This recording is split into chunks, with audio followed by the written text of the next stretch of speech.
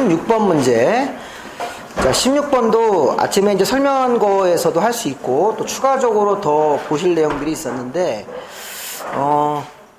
아까 우리 저기 도지사님한테 사전 승인을 받아야 되는 건물 이렇게 돼 있죠?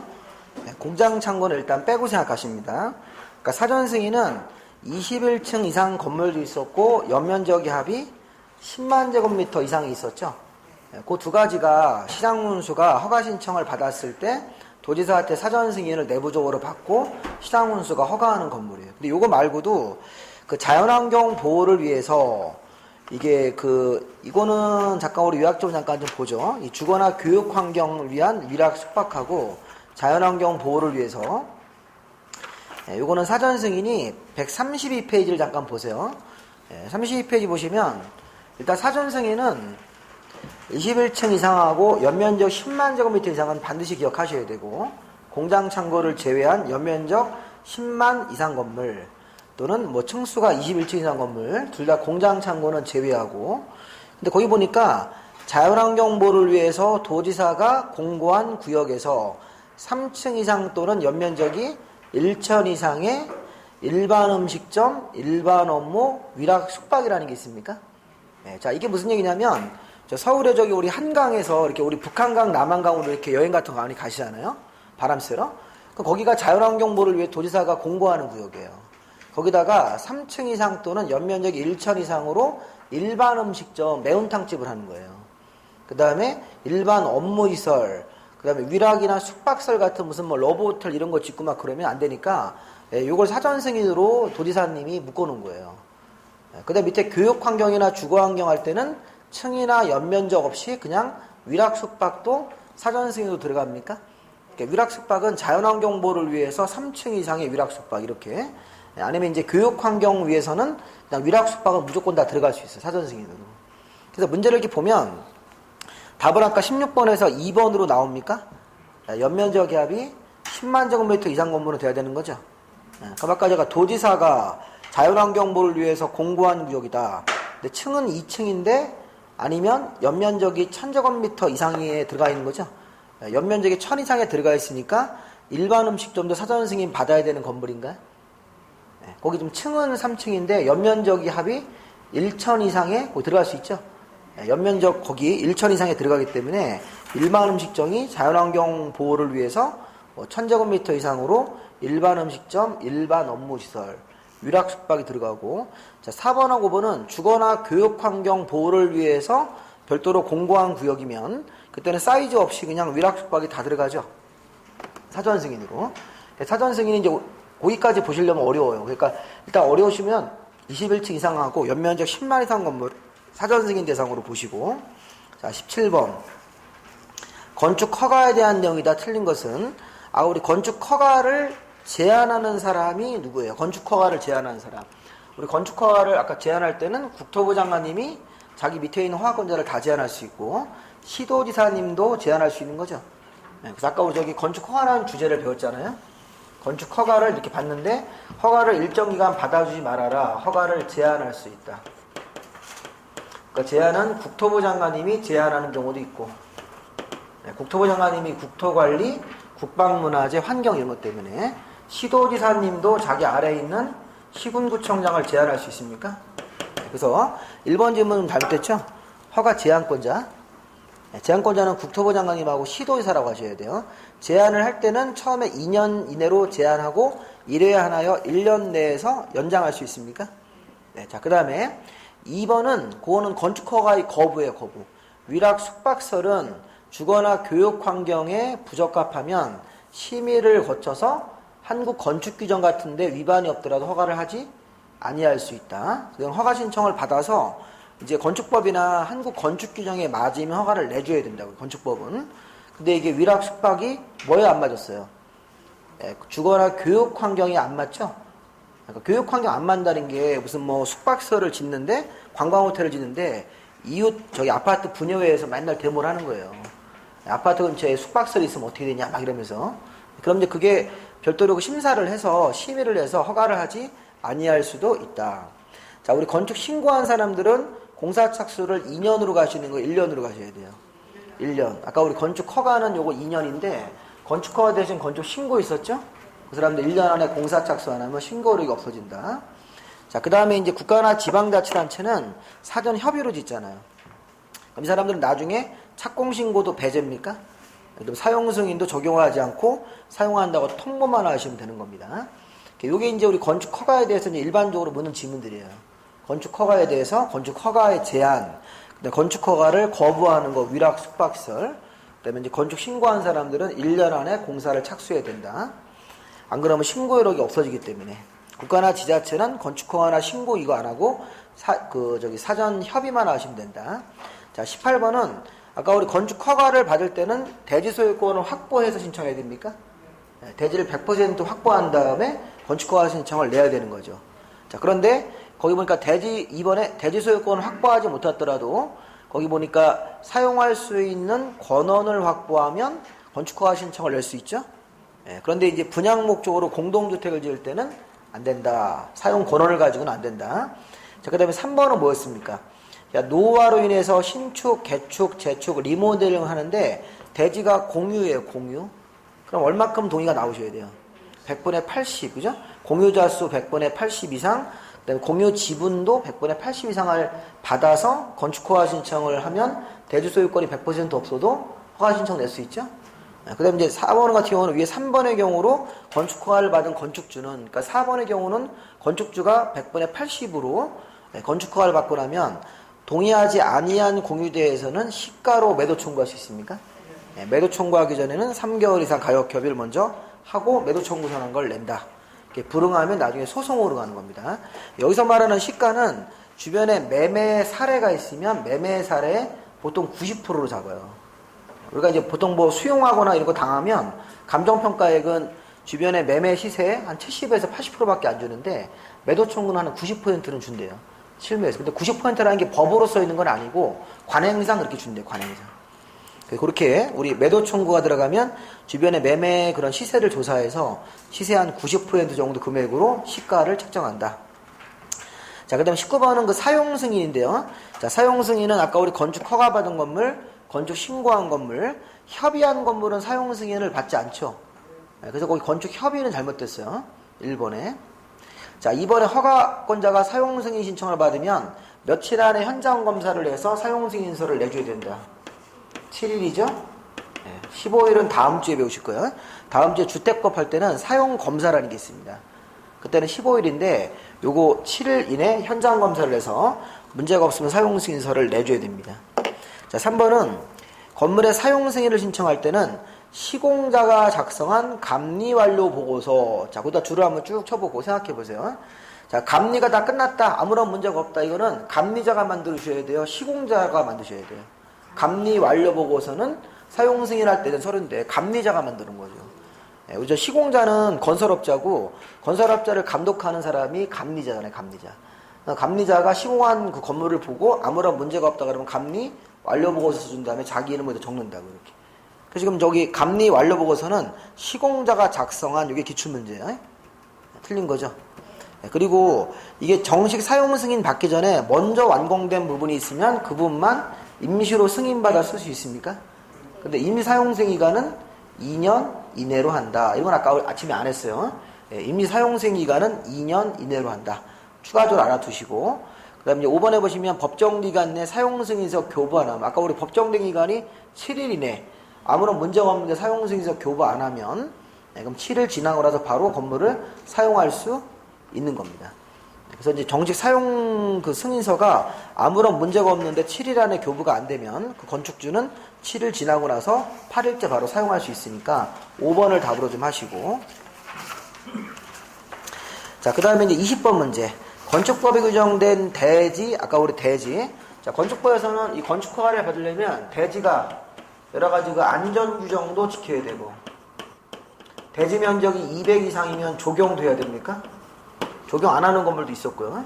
그 다음에 대지에다가 사람들이 많이 모이는 건물 5,000제곱미터 이상의 문종판, 여기서는 운어숙, 공개공지는 문종판, 운어숙이죠. 업무가 들어가야 되기 때문에 그때는 공개공지라는 걸 해야 된다. 이렇게 주제를 딱 뽑아서. 자, 일단 문제를 보시면 1번 대지는 인접하는 도로면보다 낮아서는 안 된다. 네, 배수에 지장이 없는 경우는 낮아도 인접 도름보다 낮아도 건물 지을 수 있다. 대지에는 빗물이나 오수가 잘 내려갈 수 있게 배수 시설이 설치가 돼야 됩니까? 네, 그렇죠. 그 다음에 이제 우리가 손괴 우려가 있는 토지에다 대지를 만드는 경우로서 경사도가 1대 1.5 이상이면서 높이가 1m 이상 경사 부분에는 옹벽을 설치해야 된다. 옹벽 설치는 1m 위의 부분은 의무 설치라는 얘기입니다. 경사면의 1m 위의 부분은 옹벽 설치를 의무적으로 하셔야 되고 1m 아래 부분들은 설치를 할 수 있다고 보시면 돼요. 임의 규정으로. 자, 연면적 200제곱미터 이상 건물이면 조경을 해야 되는 거 있었죠? 조경. 그 다음에 이제 관리농림 자연환경보전지역에서는 조경을 하지 아니할 수도 있다. 이렇게 되는 거죠? 여기 답이 뭔가? 20번에 틀린 건데 4번이죠, 4번? 제가 내고 틀렸네, 그죠? 대지 면적이 200 이상 건물. 그러니까 저도 이제 급하게 했다 보면 숫자만 본다고요. 근데 앞에 대지 면적이라고 되어 있지 않습니까? 대지 면적이 200 이상일 때는 조경을 해야 되는 게 원칙이고, 관리, 농림, 자연 같은 데서는 조경을 하지 않는다. 그리고 지구 단위 계획 구역일 때는 또 조경을 해야 되는 겁니다. 관리, 농림, 자연은 지구 단위 계획 구역이 묶여 있을 때는 앞으로 개발을 하는 지역이기 때문에 체계적인 개발을 위한 지구 단위 계획 구역이니까 거기는 앞으로 이제 지구 단위 계획 구역이 돼서 도시적 쪽으로 조만간에 바뀝니다. 이거는. 그래서 거기는 조경을 하셔야 됩니다. 현재는 관리 지역이지만 지구 단위 계획 구역이 묶여 있을 때는 조경을 해야 된다. 자, 21번. 우리 공개공지는 아까 우리 어디서 했습니까? 일준이 상준이라는 땅에서 하는 거죠. 그게 일반 주거, 준주거니까 그렇게 1번처럼 그냥 주거지역 그러시면 안 돼요. 그냥 주거지역 그러면 이게 다 들어가는 거예요. 주거지역이. 일반 주거지역하고 준주거지역인가요? 우리 저기 옛날에 주거지역이 1, 2종 전용이 있었지 않습니까? 그 주거지역이 우리 1종, 2종 전용 주거가 있는데 여기는 아니고 아까 우리 일반 주거 1종, 2종, 3종 일반 주거 여기하고 그건 무슨 주거예요? 준주거. 여기가 공개공지 대상이다. 상준이 상업지역도 들어가는 거고 상업지역은 우리 4개 있었죠? 중일근요. 공업지역 중에서는 무슨 공업만? 중공업지역만 공개공지를 의무적으로 하는 지역이다. 1번 틀렸고 2번. 자, 바닥면적이 5천 이상의 문종판 운의숙이면 공개공지 확보하는 거냐. 자, 요게 이제 아까 뭐 한 거예요? 요거 다중이용 건축물이죠. 어숙으로 들어가야 됩니까?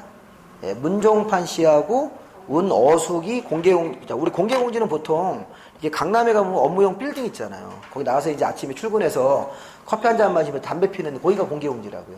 그러니까 항상 공개공지 안에는 업무가 들어가셔야 돼요. 의료는 들어가는 게 아니에요. 의료는 여기 충북대학병원이 의료시설이죠. 그럼 그 앞에 공개공지 있어요? 공개공지라고 해서 그냥 간단하게 벤치가 있는 거지 공개공지를 일정 면적으로 만드는 거는 그거는 휴식할 수 있는 건데 우리 병원이라는 것 자체는 사람들이 이렇게 가서 앞에서 휴식하고 그러면 안 되죠. 거기 이제 뭐 급한 환자가 막 들어오고 이러는 거니까 공개공지는 의료시설에서는 의무는 아니에요. 근데 이제 업무는 공개공지 의무니까 2번도 틀렸죠.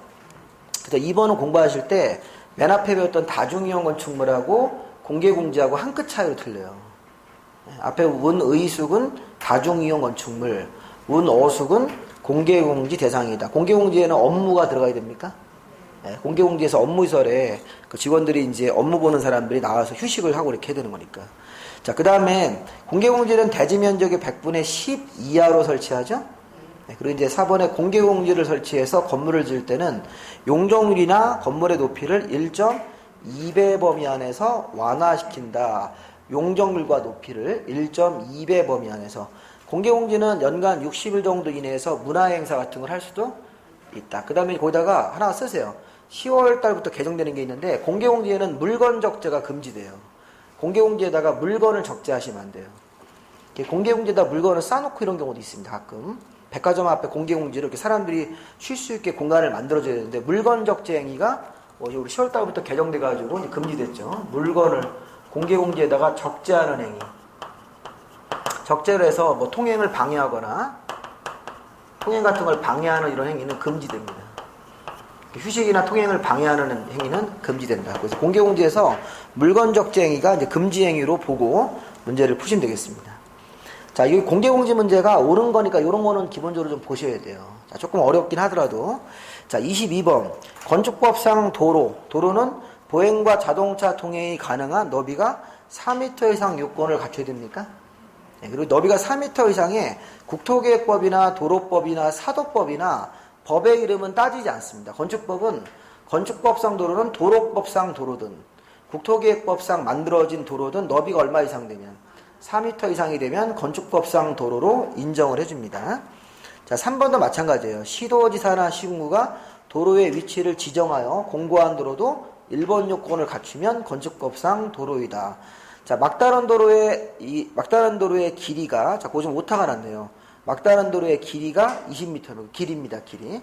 막다른 도로의 길이가 20m 이상이면 도로 너비가 얼마 이상? 네, 자, 그건 좀 고치세요. 막다른 도로의 길이가 20m 이상이면 도로 너비는 3m 이상만 갖추면 되는 건가요? 네, 그 다음에 지형적 조건으로 차량 통행을 위한 도로 설치가 곤란한 경우다. 자, 지형적 조건으로 차량 통행이 곤란해요. 그럼 너비가 3m 이상으로 바뀌어서 건축법상 도로로 인정이 됩니까?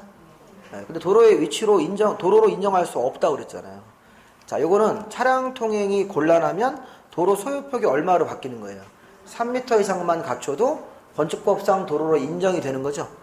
네, 근데 아직 건축법상 도로 인정은 안 된다고 그랬으니까 요거는 잘못된 일입니다. 자, 그 정도 내용들 한번 좀 해석해 보시고. 자, 23번에 건축법상 도로에 대한 설명이 다 틀린 것은, 자, 거기 국토법상, 도로법상 이런 법에 따라서 신설된 도로도 건축법상 도로이다. 그 다음에 2번에 실제로 개설되어 있지 않은 예정도로도 너비가 4m 이상 나오면 건축법상 도로에 해당이 된다고 하셔야 돼요. 앞으로 예정되어 있는 도로, 그러니까 예정도로니까 가보면 아직도 거기가 이렇게 도로가 아니라 무슨 나대지 이렇게, 아니 무슨 농지 같은 것도 예정도로인데 그것도 건축법상 앞으로 도로가 생길 거니까 도로로 인정을 해서 거기다 2m 접하는 설계를 하면 건물 줄 수 있는 겁니다. 자, 그 다음에 이제 허가권자가 도로의 위치를 정할 때는 이해관계인 동의를 얻어야 된다. 이게 아까 도로의 위치를 지정, 변경, 폐지할 때 이해관계인 동의를 얻는 규정. 근데 이제 문제는 4번 좀 보세요. 도로의 위치를 정할 때는 이해관계인이 해외에 거주한다. 그러면 도로 위치를 정할 때 이해관계인 동의를 얻지 않고도 도로 위치를 정할 수 있습니까? 네, 근데 폐지할 때는 이해관계인 동의를 받아야 되는 거죠.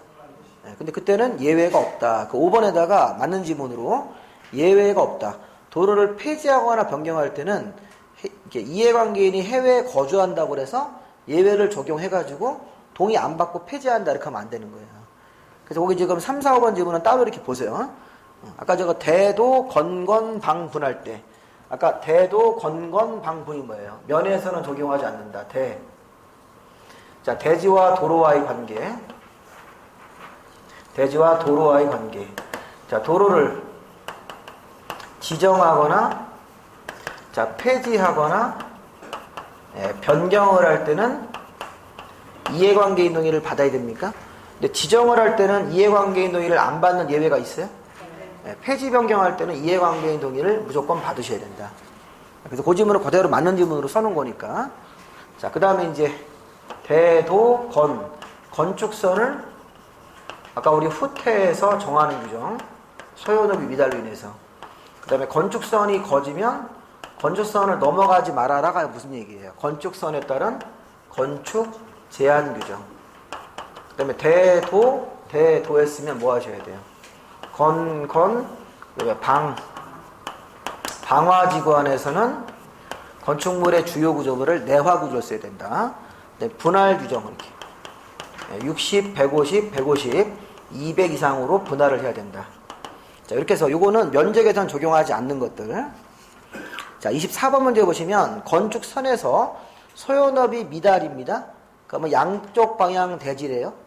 그럼 가운데 중심선에서 소요너비만큼을 양쪽으로 가시면 안 돼요. 소요너비의 2분의 1인 2m씩을 중심선에서 양쪽 방향으로 벌리는 거죠.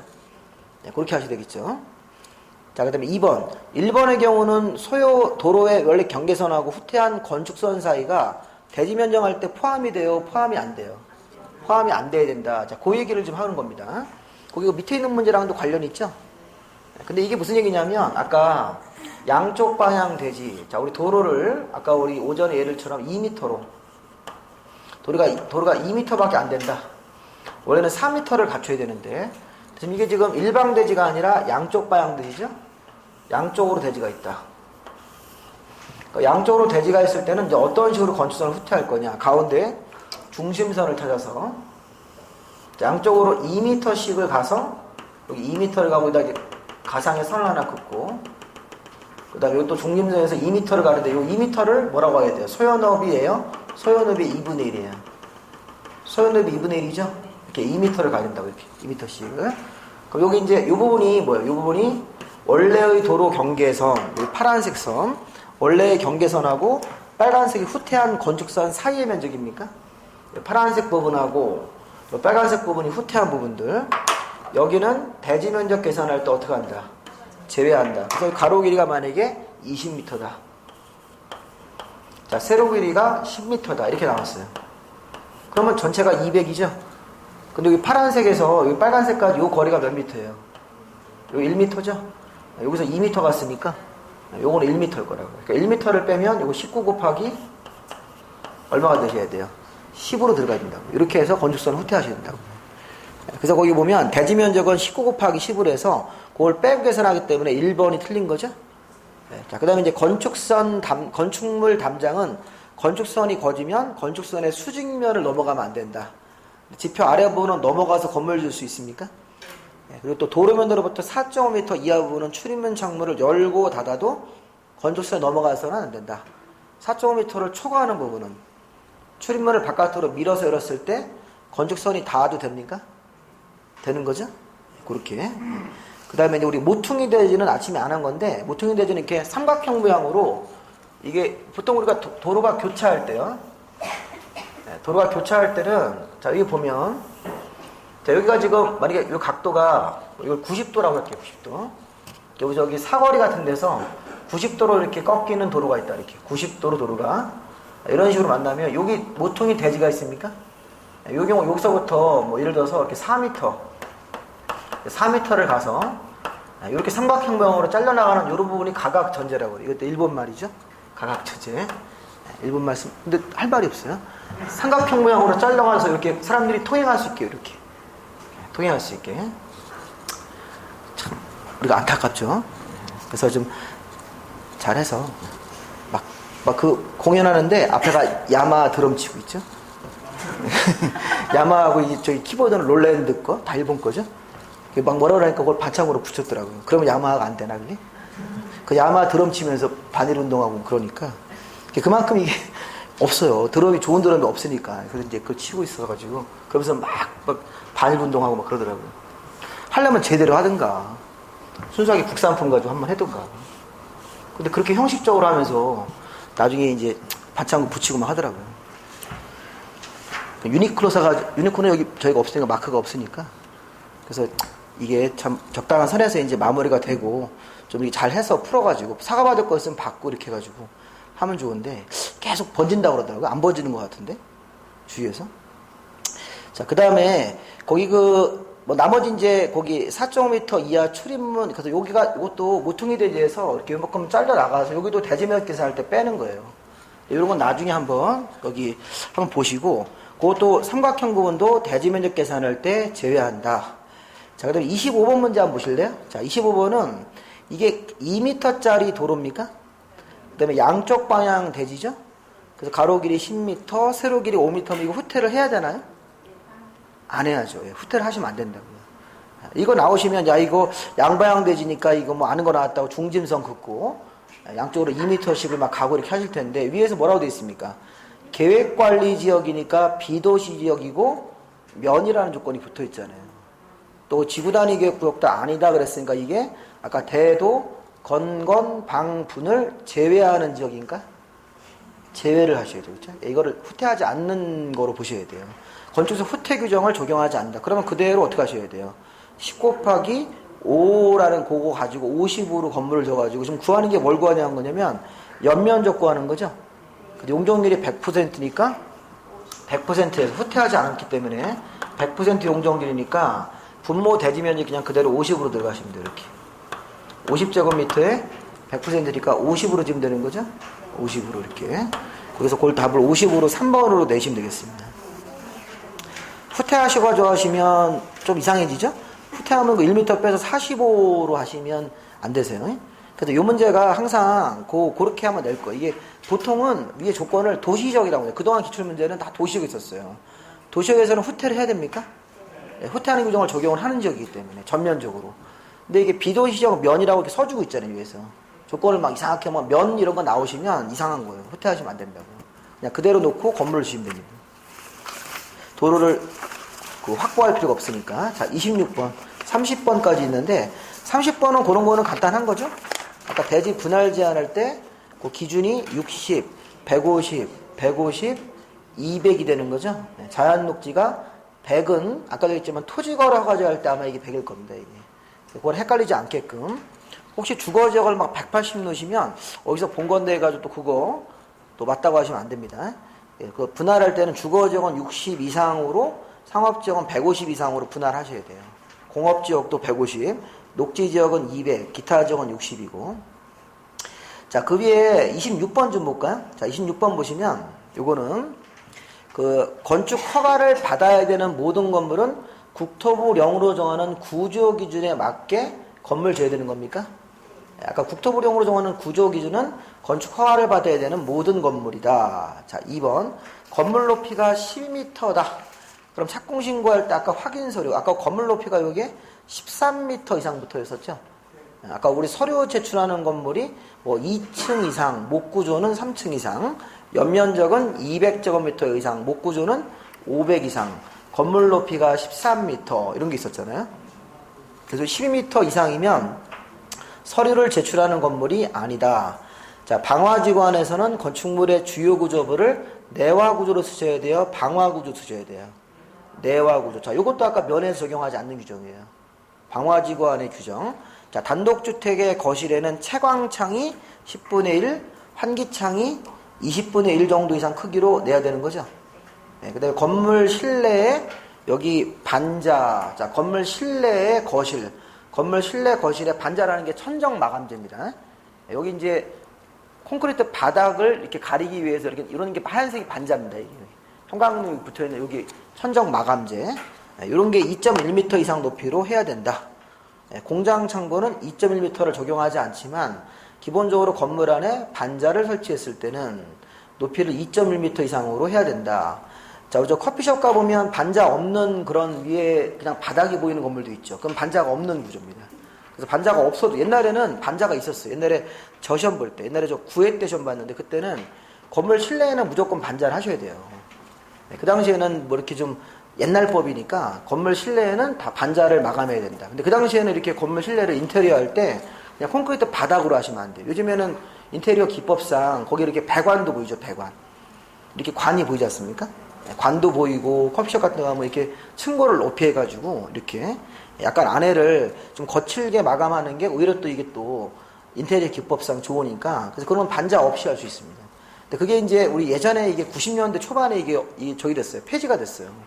반자를 의무적으로 하는 건 폐지되고 그 다음에 반자를 만약에 했다면 높이는 사람 머리가 닿지 않게 몇 미터 이상으로 2.1m 이상을 지켜야 된다. 반자 높이라고 합니다. 반자 높이. 근데 반자 높이 2.1m가 공장 창고는 또 적용이 안 됩니다. 자, 그 다음에 이제 그 27번에 직통 계단. 아까 우리 건물의 직통 계단은요. 자, 건물의 피난층으로 내려갈 수 있는 계단은 거실로부터 보행거리 얼마가 원칙인가요? 예.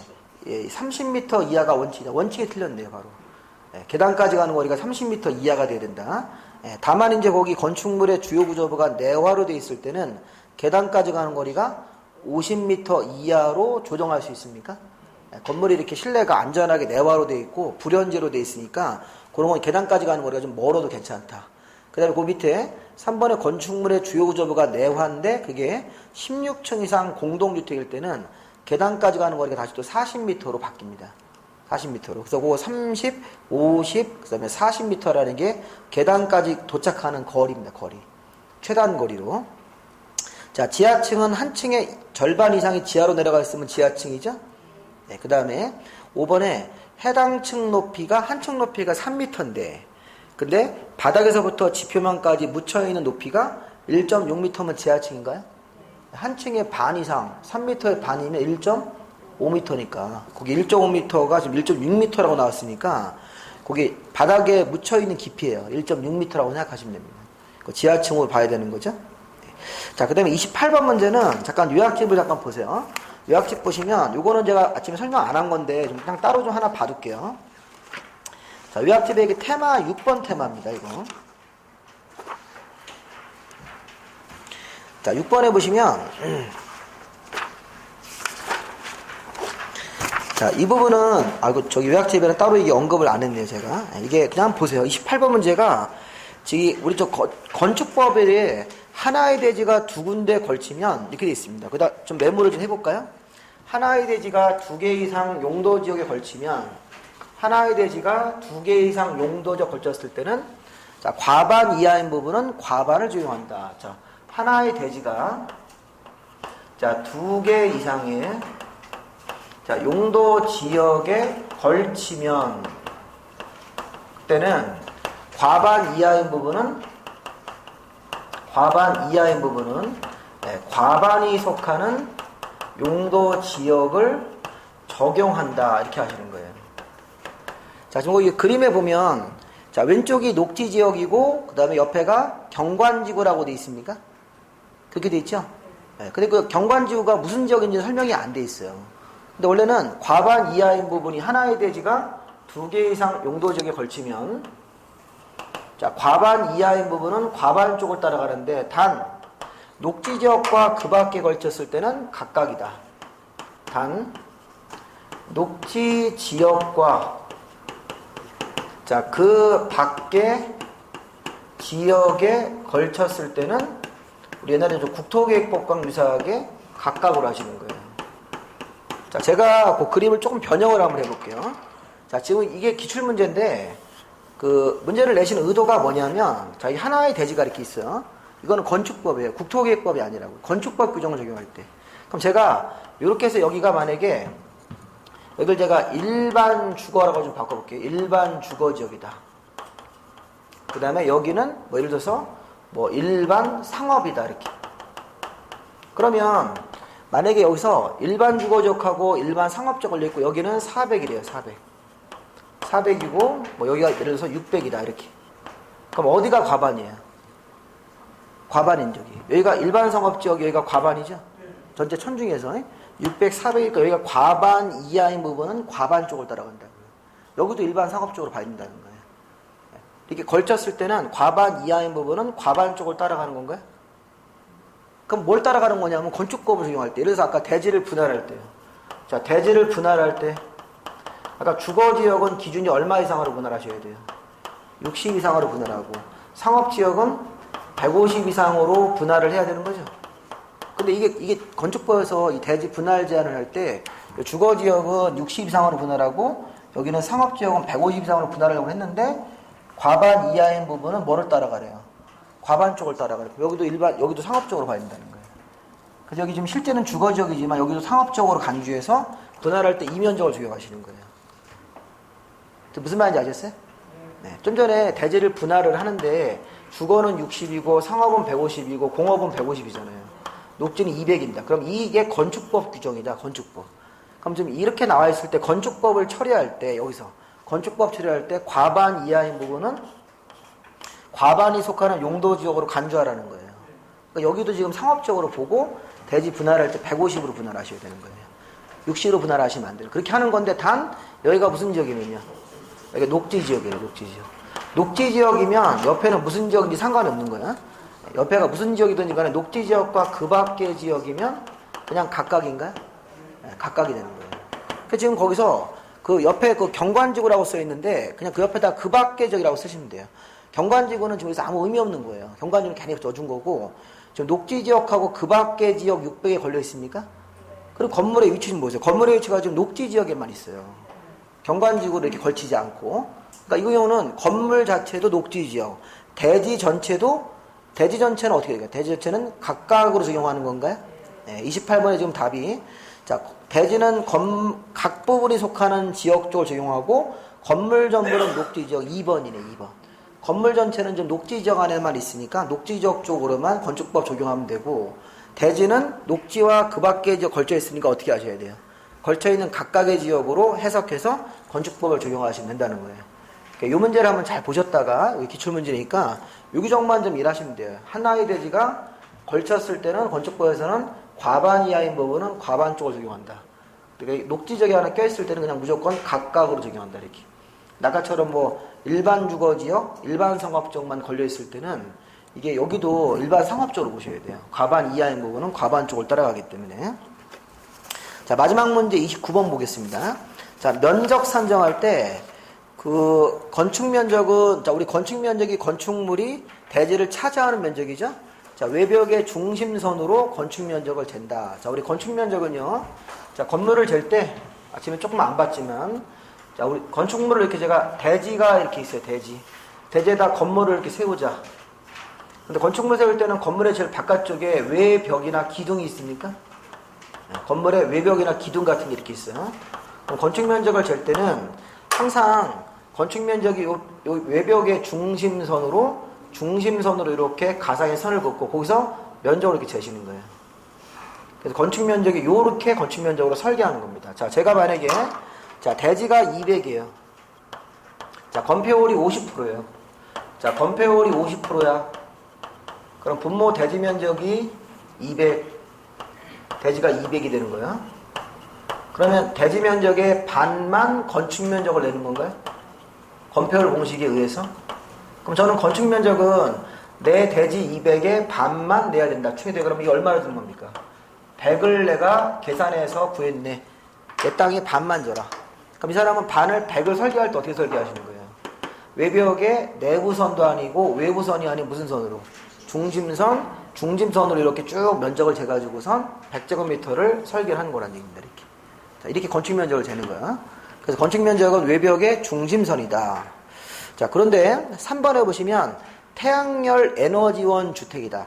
태양열 에너지원 주택일 때는 외벽이 2개 있어요. 2개.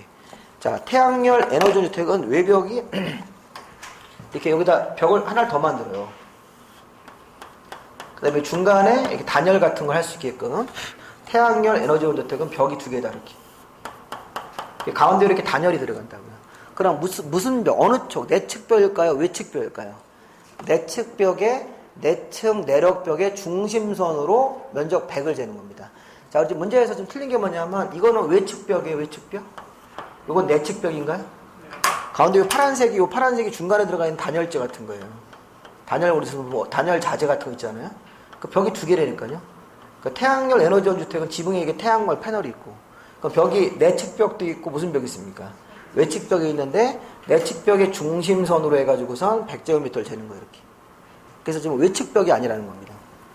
네, 그리고 이제 2번 지문은 전통사찰 처마 같은 것들은 1m 이상 돌출되어 있을 때는 4m 이하 범위 안에서 안으로 들어와가지고 이 지붕 길이를 잰다.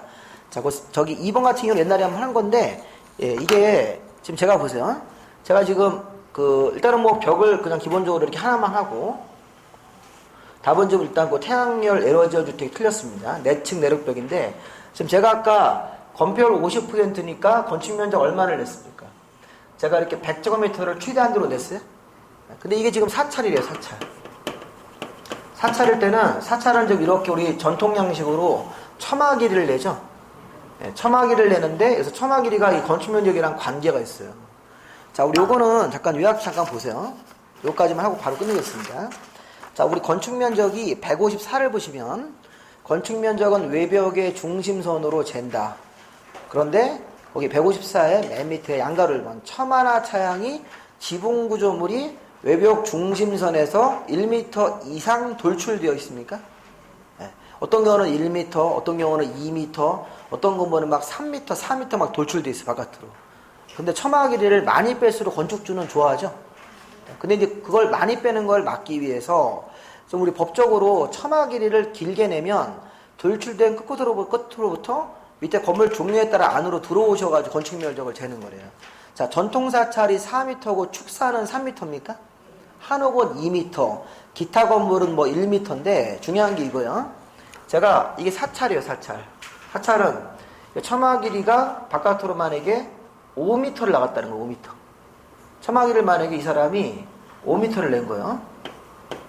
그럼 지붕 끝으로부터 몇 미터를 들어온다? 4미터를 이렇게 들어와. 그럼 여기 남는 1미터가 남죠.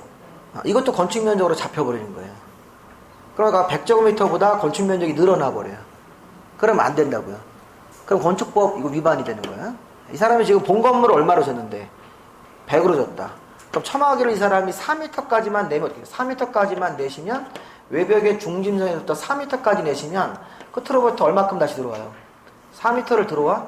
그럼 그대로 외벽의 중심선이죠. 네, 그러면 건축 면적이 따로 들어가는 게 없다는 거예요. 이 사람이 첨화기를 6m를 냈어요. 스님이 6m 내자고 그래가지고. 그럼 설계사가 안 된다는데 자기가 다 할 수 있대요. 자기가 그런 원래 힘이 센 스님이 나와서 된대요. 되긴 뭐가 돼 가지고 나중에 보니까 6m를 내면 안으로 4m가 들어온다니까요. 그럼 여기 좀 남는 2m가 지금 공간이 생겼습니까? 네, 건물 외벽에서 안으로 이렇게 끝으로부터 1m 들어오면 2m 남는 그 바깥 공간이 건축 면적이 잡히는 거예요. 잡히니까 이게 100이 넘어가 버려서 건폐율 위반으로 이 건물을 수정해야 된다고요. 그러니까 어떻게 변경해야 됩니까? 다시 첨화기를 4m로 이렇게 잘라야죠. 이렇게 설계하셔야 된다고요. 그 4m까지만 내시면 다시 이게 4m 들어왔을 때 본 그 자리가 된다고요. 근데 이게 이제 축사는 얼마입니까?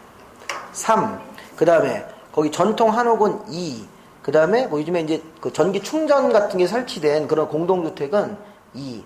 그 밖의 건물은 1이죠. 그래서 요걸 한번 좀 읽어보세요. 이게 그 건물 시험 문제에서는 사찰을 2m 그러시면 안 돼요. 한옥이 2m죠. 그래서 우리 현행법은 이 첨화 길이를 사찰 같은 경우는 4m까지 낼 수 있고 축사는 3m까지 낼 수 있는 거예요. 한옥은 2m 이렇게. 그다음 기타 건물도 1m까지 지붕 부분이 바깥으로 돌출돼도 건축 면적이 안 잡히는 겁니다. 자, 그 정도까지만 좀 마무리 하시면서 좀 보시면 되겠습니다. 조금 어려운 문제도 있는데 다시 한번 좀 복습을 한번 읽어보십시오. 자, 이제 프린트물을 다시 한번 보시면서 정리를 한번 해보시고 자, 여기까지 하겠습니다. 고맙습니다. 네.